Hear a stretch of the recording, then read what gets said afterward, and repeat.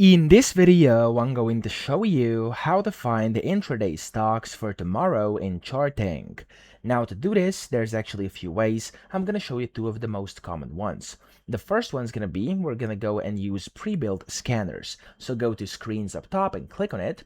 And then in here, we're going to search the public library, okay? We're going to search for a few different terms. The first one, I'm going to click in here. The first one's going to be stocks for tomorrow intraday, okay? That's going to be the first one. I'm going to press enter or search. And there we go. As you can see, you can just click on any of these to see them. There's going to be a bunch of different ones. You can look through all of these and basically see how they're looking, what the filters in here are, which you can see here. You can, of course, always click and change them to modify them.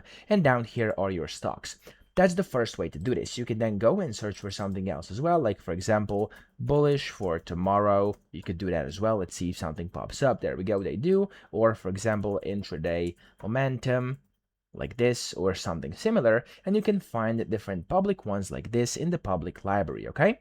So over here, that's going to be the first way. The second one, of course, is going to be creating a custom intraday scan. So we can just go and go to screens and then create a scan.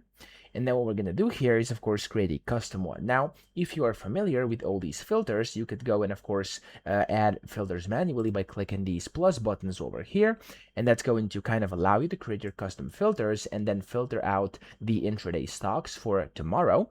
Or you could go and just use this Magic Filters AI over here, which is going to allow you to basically create it automatically, okay? So you can just describe it and it's going to basically allow you to show all the filters and put them in there using simple language. So we're just going to do something random here. I'm going to type in, for example, let's just do stocks for tomorrow intraday, okay? Like this.